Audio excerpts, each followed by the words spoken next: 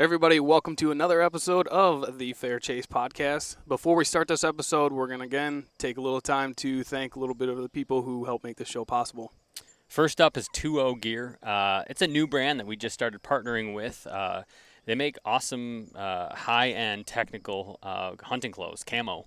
And so they're based in Michigan, and new company. We've tested them for months. I tested them in the whitetail season last year. Great merino base layers. Yep, great awesome merino shells.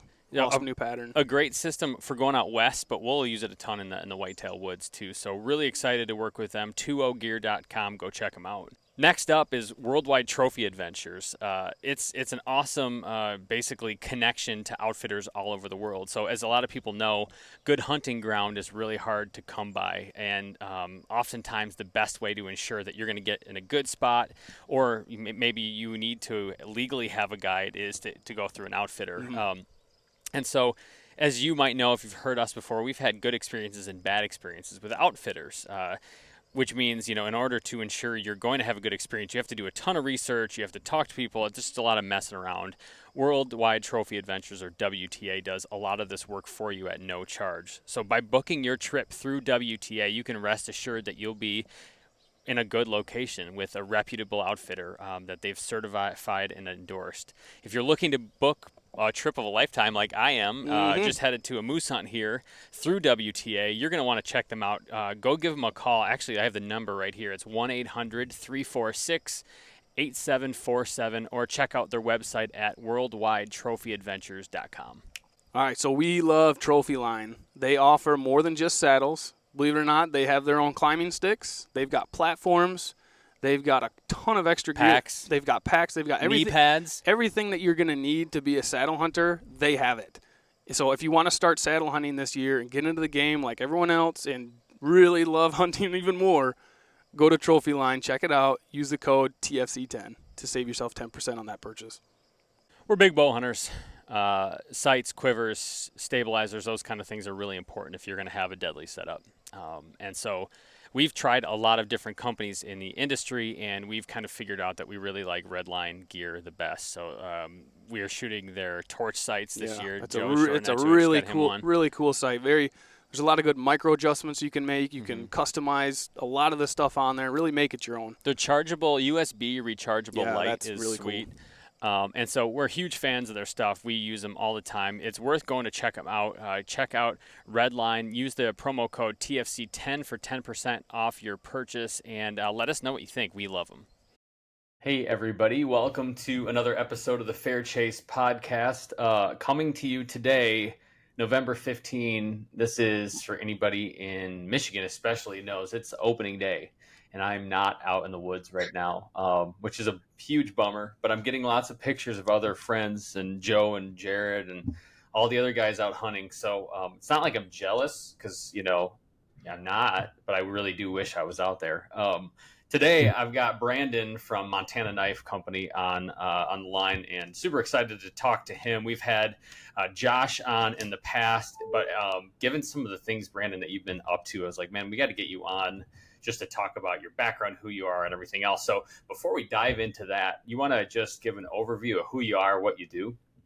Yeah, no, and it's a great question. Probably always one of the hardest questions for me to do because, currently right now, doing a lot of things, which is really good. My background has always been in, graphic design, multimedia arts. A very young age, it's like 21, I got thrown into a marketing director position. That was in 2008 when the economy crashed. And, I've always been in the marketing space. I've always loved it. I loved advertising. And that's, in a way, that's how it kind of led me to Montana Knife Company. The beautiful thing about being in marketing is that you get to kind of choose what industry that you're in. Based on what period in your life you're in, so in the 20s, I was in a lot of stuff, a lot of fitness industry stuff, and then, but I've always been, into hunting. I've always been in the outdoors and always been into just getting outside and exploring. And, that's why we live in Montana, because to get out. And, and that led us, through friends and stuff like that, led Josh and I meeting and starting Montana Knife Company 3 years ago. Feels like a decade ago, but it's wild that it's only been truly on the books for 3 years. Well, that's what's crazy because you guys. It's almost like you get to a point where it's like you've been around forever, and it just kind of. I feel like maybe that's what good marketing is, because all of a sudden it's like, oh, I know these guys so well. They've been doing this for I don't know, a decade and a half. Who knows what how old Montana Knife Company is at this point. So, I mean, just kind of a testament to some of the work that you've done. So you meet Josh, and like what you just like sit down and you're like, hey, let's start a knife company. Obviously, for anybody who's listened, go back and check the episode out. I mean, he's made knives all over the world. He's made swords for, people in the, I don't know, was it a prince in the Middle East or some crazy thing like that? Like he had crazy stories, but like, how did you get to the point where like, hey man, we need to make a USA made knife brand that's hunting. This is something you and I had talked about in the past too, like hunting focused, not also makes hunting knives. Like how to get started. Right. Yeah. And that's the thing is like, we always joke that Montana Knife Company is a 30-year overnight success. Because Josh started making knives at the age of 11, became a master bladesmith at the age 19, through his 20s, became one of the most sought after knife makers in the world, like literally in the world. And like what you touched base on, he's made knives for, Saudi princes and stuff like that. He's flown over to London, flown over to the Middle East and all this stuff to do research on old styles of swords. And then he came home and, reproduced the sword and then brought it back over to it to him. He has all these wild stories. He's always been making these super high end knives that are, pieces of art that will, inevitably be in, honestly, museums and galleries and, when we're all gone, but, his roots are still in Montana. His roots were in Lincoln, Montana. He's always been a hunter and he's always made hunting knives, but he got to a certain point where, he couldn't justify making a hunting knife even for his friend because it took away time from making these high-end knives. That's the thing is like, Josh is very humble about it, but he was making knives that cost, anywhere between $3,000 and $30,000. So, and it's, it takes just as much time to make a, the finishing work of a simple carbon blade, by hand, it takes as much time as doing a Damascus knife. Right. Obviously not including all the insane stuff that Josh adds to it, with the inlays and like all that stuff. But in general, just to make a knife by hand, he was, honestly like taken away from his, the big jobs and stuff like that. And, we always, when I met him, he always had this idea of Montana Knife Company of solving that problem. Like, how do I make a knife that cuts just as well as my custom knives, but they're not $3,000. They don't have gold inlays. They're not this high-end Damascus. And they're actually something you don't feel bad about taking out of the sheath and cutting through or cutting a bell of twine or opening up a box or cutting through a screen door and all that stuff. So that's like where the origin story of Montana Knife Company like really truly started. We're trying to solve a problem. And the problem was the entire knife industry was racing to the bottom of the barrel too at the same time. They were trying to make the cheapest knife possible for big box stores. And it was almost like they were purposely making knives so cheap that they weren't worth resharpening, or they were doing disposable blades. So that's the thing is like, how do we bring back that culture of that old timer knife, that old case knife, that old K-bar knife, those old knives that your grandfather carried around and sharpened until the edge looked like almost like a weight finger. But those are the knives that like people fight over. Exactly. You fight over your replaceable blade knife that's made out of plastic. Like there's no history in it. That blade is, just as new as the newspaper. No soul. Yeah, there's no soul to it. So that was the other thing was like, okay, how do we make a knife that Josh designed that everybody wants? But then also too, like, how do we make a knife that is worth passing down for generations? And how do we make it a high enough quality that actually survives generations? And that's like really where like everything kind of started. It was just like, we want to solve those two problems. But the biggest thing is like, we wanted to make knives that are worth keeping around and worth passing down because, as men, we don't really, pass down many things other than, guns, Yeah. knives, maybe art, and maybe an old car. No one's going to, even though I carried my iPhone in my pocket in every single day, my grandkids are never going to fight over my iPhone 13. I like They're that. never Yeah. going to fight over my laptop. They're never going to fight over these things that we carry with us nowadays. But the knife, I bet they will fight over. Like a couple of these original MKCs that I have that I always carry, even though we have new models coming out all the time. They're probably going to fight over those. And, like that's just what we wanted to bring back. Yeah. And you also touch base on it too, is like the entire hunting knife market, there was this massive exodus by the big companies, because it was really hard to sell a hunting knife because you can't run paid ads. You can't pay for Google ads. You can't do all this stuff. So they couldn't be authentic, and actually be able to sell knives to people because it was a subcategory of a subcategory because they're a Right. pocket knife company who puts an orange handle on it in September and tries to sell it to you as a hunting knife. Yeah. It's the same knife they're selling all year round. They're not putting any time. They're not putting any sweat. They're not going to expos. They're not teaching people how to hunt. And the biggest thing too is they're not trying to create new hunters. Like that's our biggest goal, is to create new hunters. A lot of people, show like, who's your competition? Is it Benchmade? Is it Gerber? Is it all this stuff? Like to us, our competition isn't the peers in our industry. It's people who aren't hunters yet. Like we want to make them hunters and then teach them about good gear. Kind of a little bit longer answer than you're looking for, but like that's kind of how the company started, and that's like the core pillars that we were trying to solve. Yeah.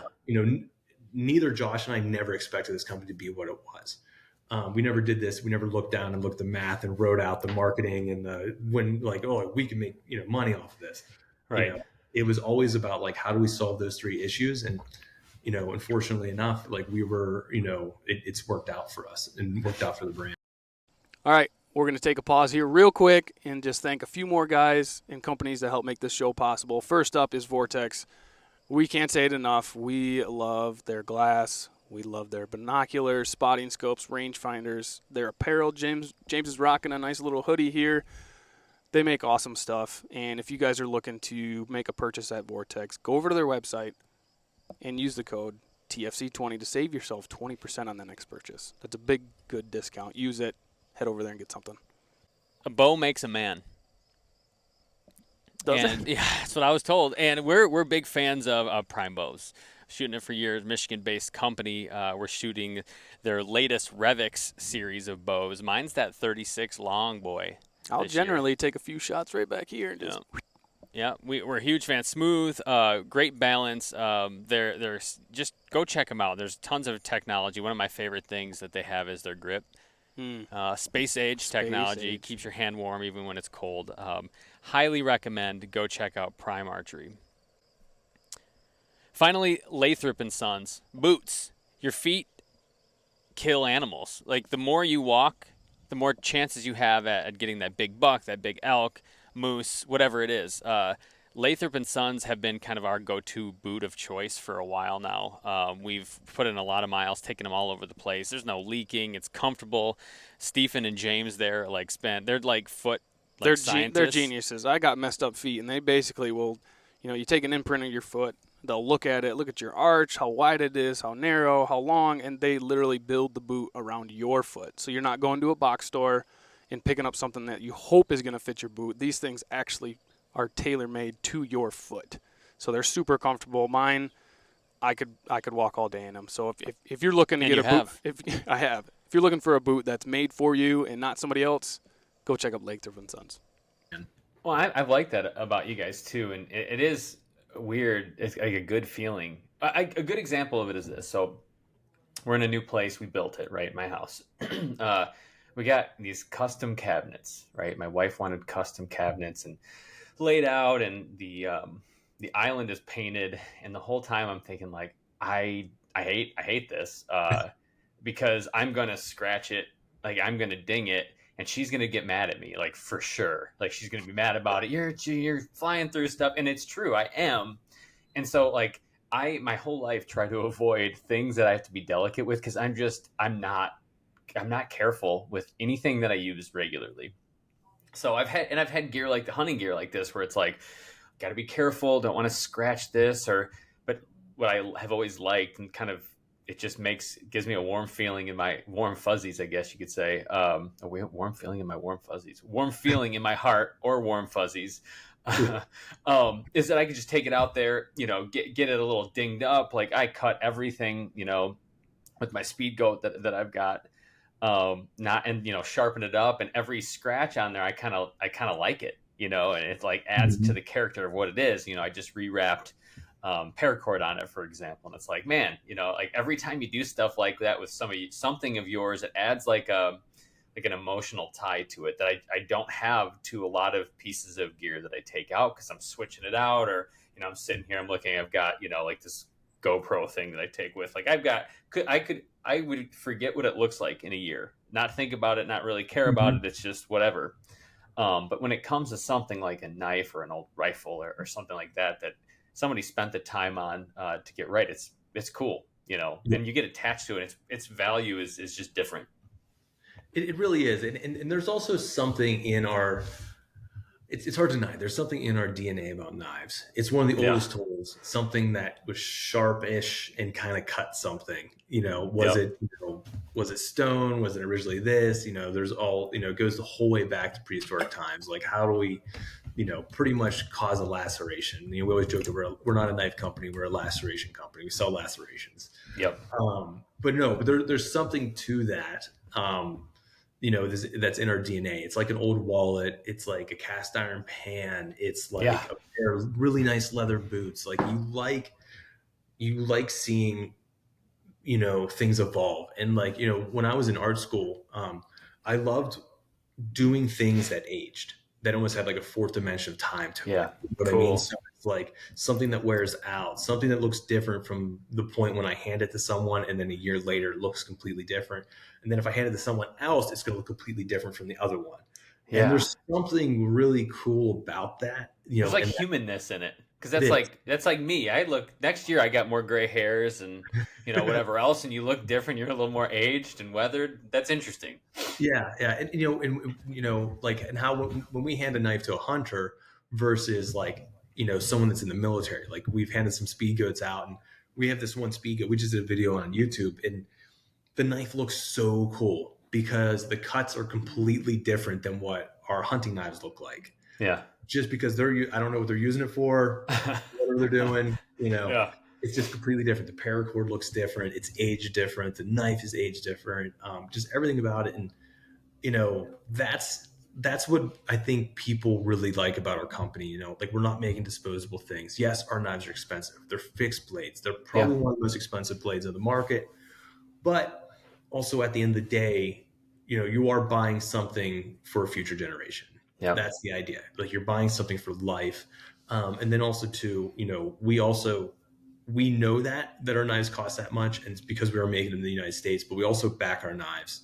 Yep. And what we want is a well-functioning knife for generations. So, they have the chance to send it back to us in our generations program, and we completely, we will clean it up. If the screws need replaced, we'll replace the screws, and then we'll resharpen it.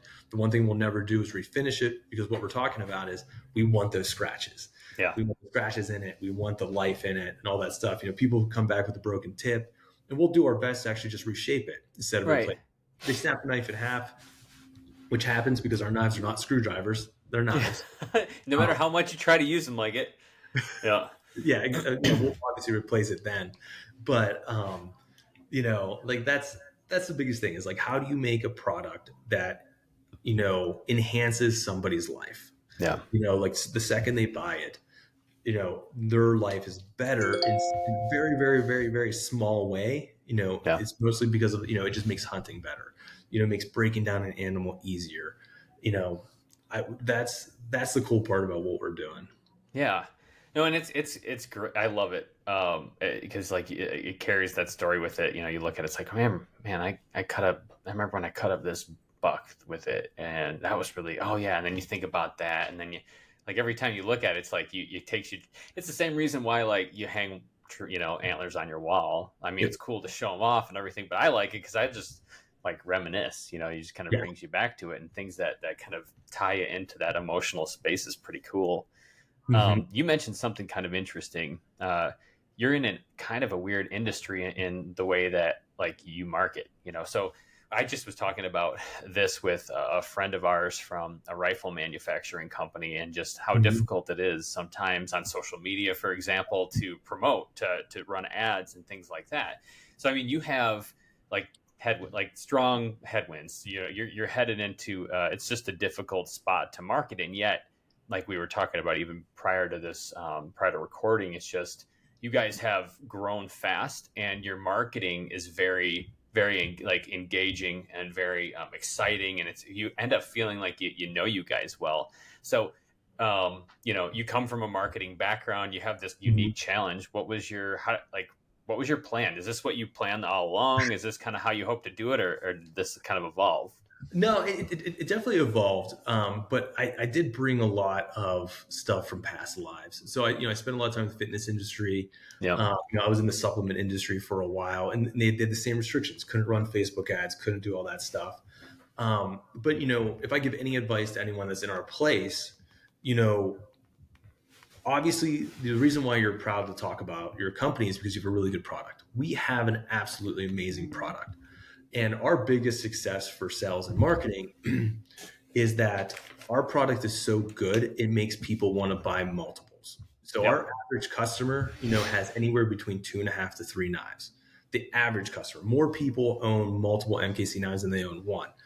And that is contributed to the guys downstairs. That's contributed to Josh's design, because I always say, like, I can sell anybody one knife, but that one knife sells the second knife and the third knife and the fourth knife. So when you're marketing brands like this, a lot of people get caught up in trying to sell a product or try to sell, things. But if you notice, like, I don't talk a lot about the products. I let the products talk for themselves. Yeah. I let the reviews do that. We have 10,000 reviews on our website in 3 years, which is insane. Yeah. What I try to push is like the culture, the brand, like all of that stuff. Facebook's never going to flag me about screaming about American manufacturing and doing the right thing and paying employees correctly, and all that stuff. So, you almost, this is a big, deeper question, which is like, where's the economic world of marketing going in the next couple of years, especially with the rise of AI and all this stuff. I think what's really going to happen is you're going to see the brands that take a step back and go a little bit more grassroots approach, that actually have a face to the brand. Someone like Josh, that actually has like a real identity, someone you can actually reach out to and talk to, someone who's actually going to expos, someone who's actually going on hunts with customers.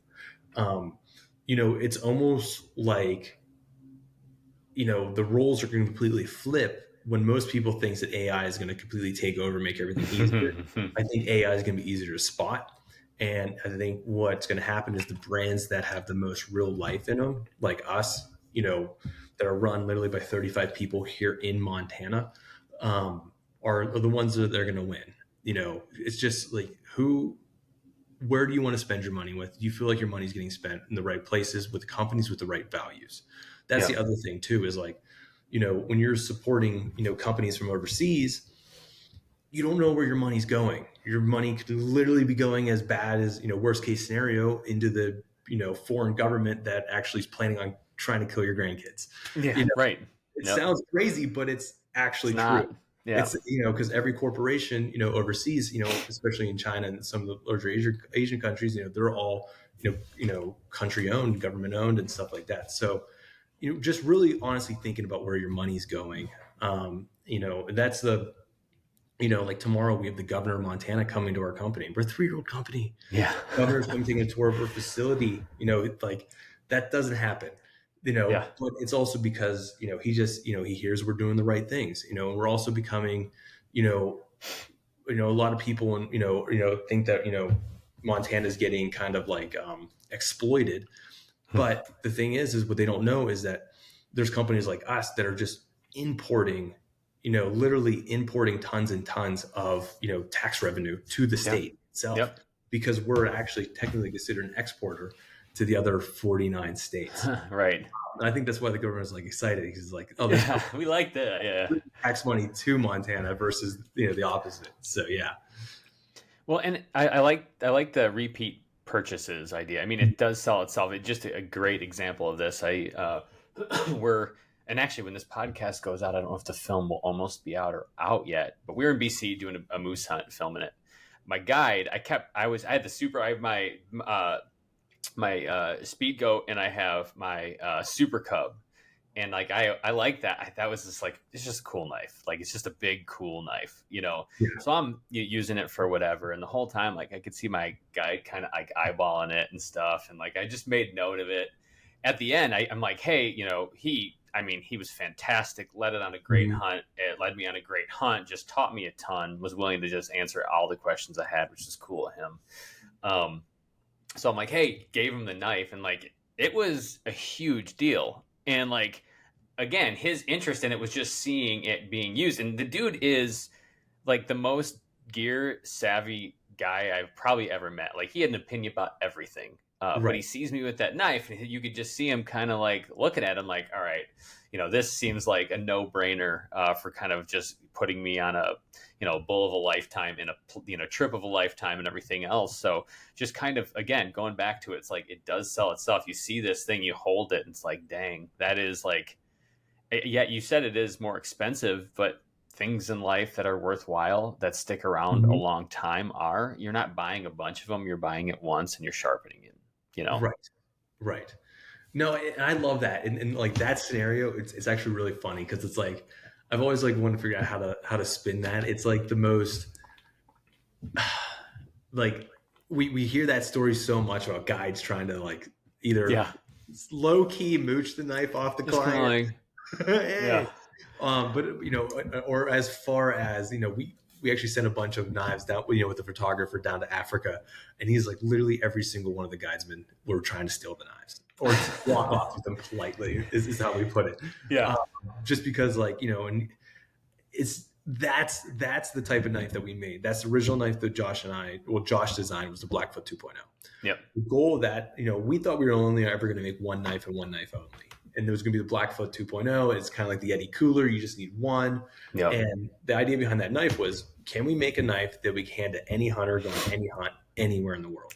That's that Blackfoot 2.0, because like we made the very first model that we made was meant to be for like Alaska sheep guides.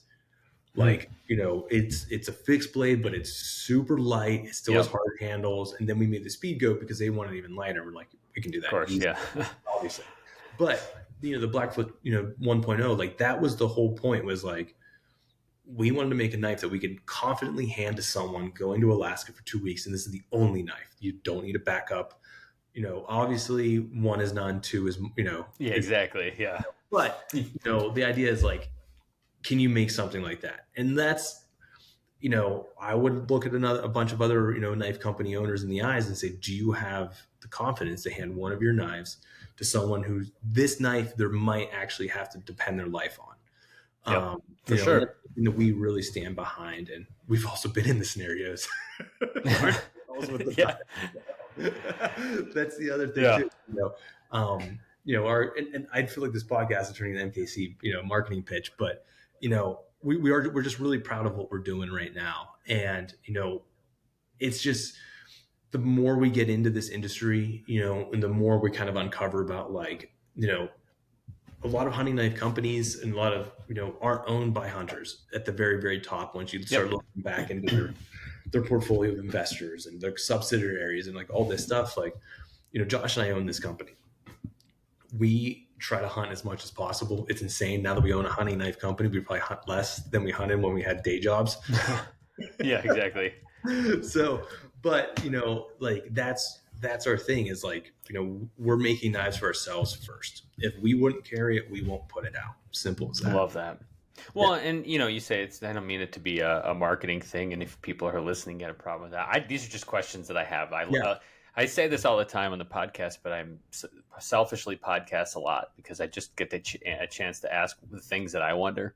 People like it, great. If not, skip to the next one, whatever. So, a question for you. Basically, what I've noticed about you guys is kind of you come out with these batches. Yep. So, is it like you just make a batch of knives, like you get a set number, you try to sell out, and you do? Is that kind of how that goes? I was watching the whitetail one recently, Yeah. which is a cool knife, like a cool idea. How does that go? Yeah, so it actually started out of pure necessity because, the first batch was as much it was literally the minimum run that we can get cut, which was just like a couple hundred at the time, and that's all Josh can afford because when we started this company, we had zero investors. We put everything on credit cards, and literally we're like, okay, let's just buy a couple hundred. Yeah, And yeah. literally sold them. And then we went and bought double that. But the problem is that getting steel was actually really hard because we launched this company during peak COVID. Like I'm talking, it launched in July. We really started getting things moving like the April before. And like, that's like when everything was in full lockdown, Yep. everybody was just, and the steel that we use is actually tool quality steel. It's, carbon 52-100, they actually use that in ball bearings. They use it in a lot of, like machine stuff and stuff like that. So all the steel supply started getting bought up by the government, foreign entities, like all this stuff. So just America was just cleaned of the sheets of steel that we actually needed.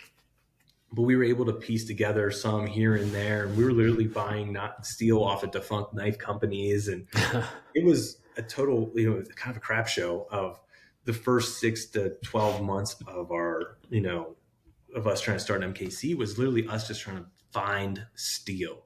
And it was wild because, we would have customers like, and like, God bless them, we love them for it, but they would try to send us like old shock springs and like, I love that. like, that's amazing. Thank you. We appreciate it. But we need a specific type of steel for how our knives are.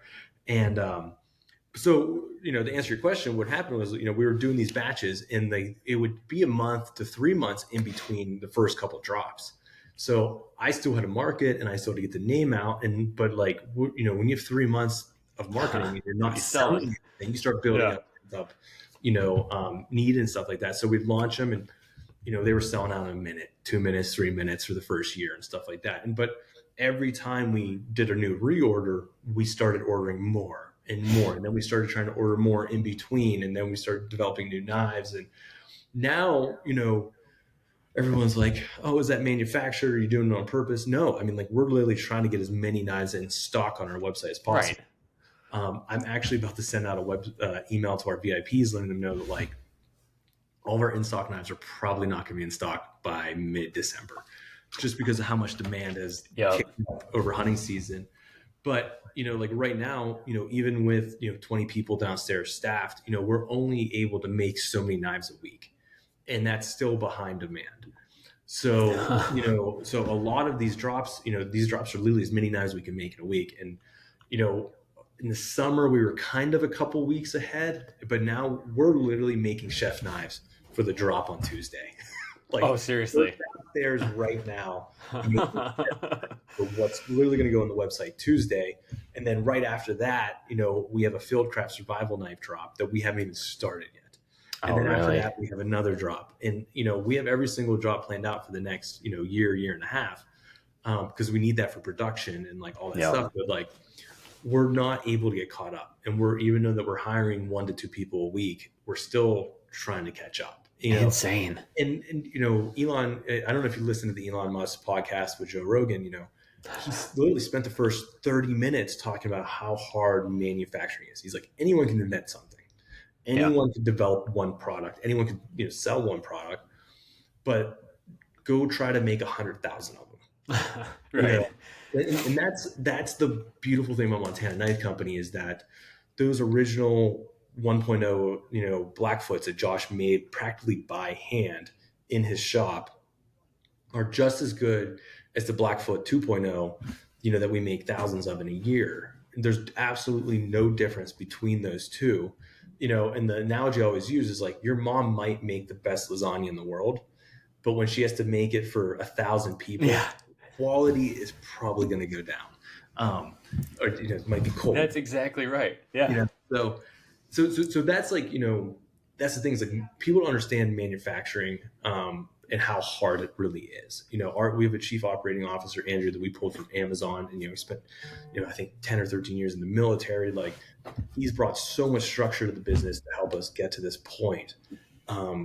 But yeah, the drops are still actually purely based off how many knives we can make that Hilarious.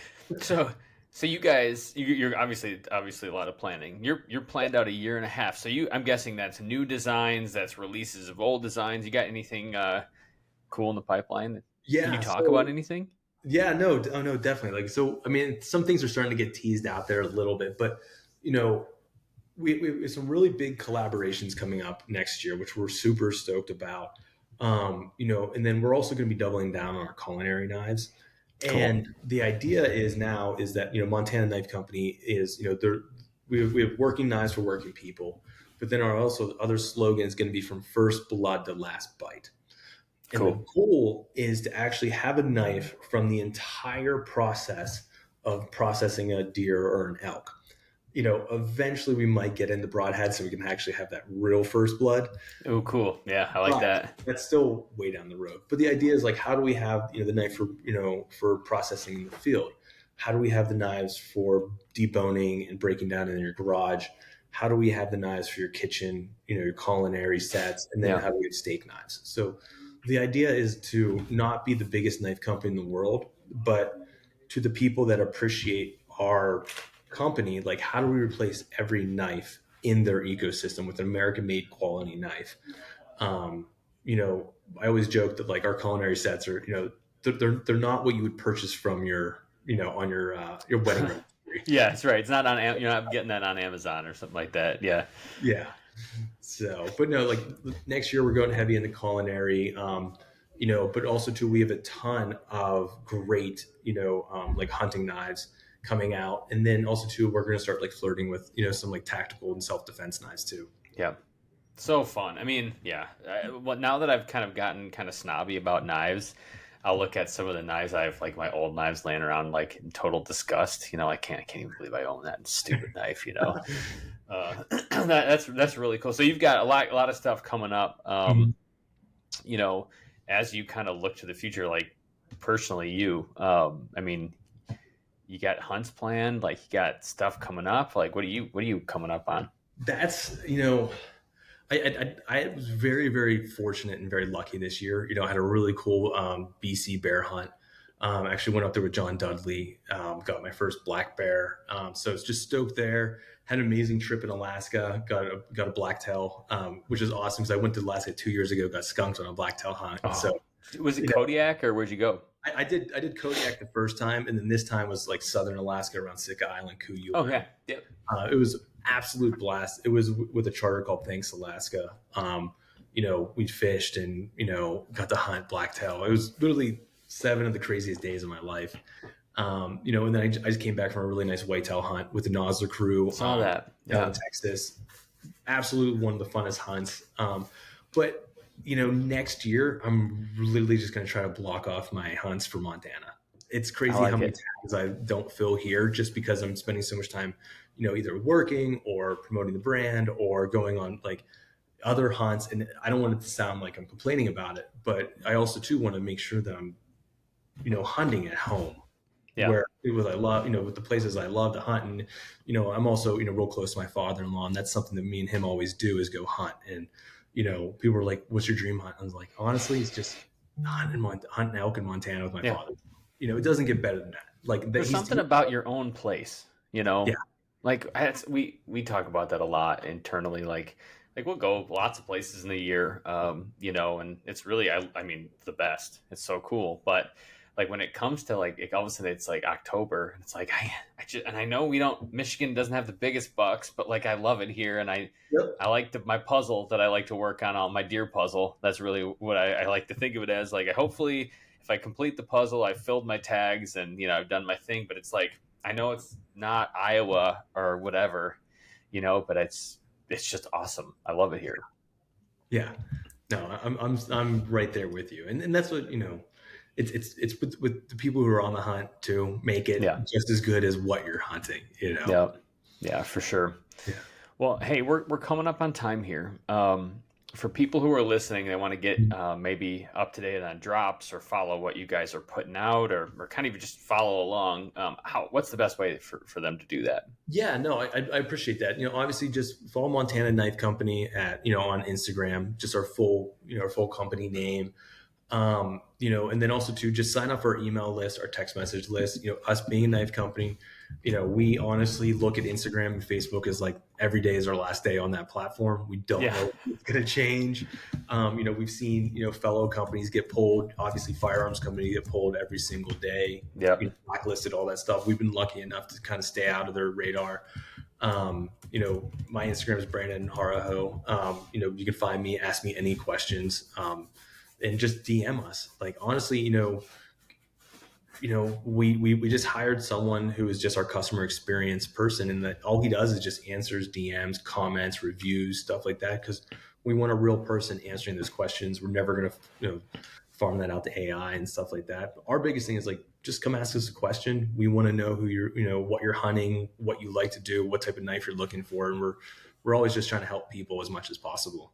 Yeah, no, that's awesome. It's a big deal to call in or to write in and talk to somebody who actually hunts and cares about, like, half the time you call in and like you're going to get like, well, what are you hunting? And like you get into conversation about the hunt. We work with a few people that do the same thing, and it's just like, it's refreshing and it's cool. It makes it a better experience. So yeah. Appreciate you coming on, Brandon. Everybody go check them out.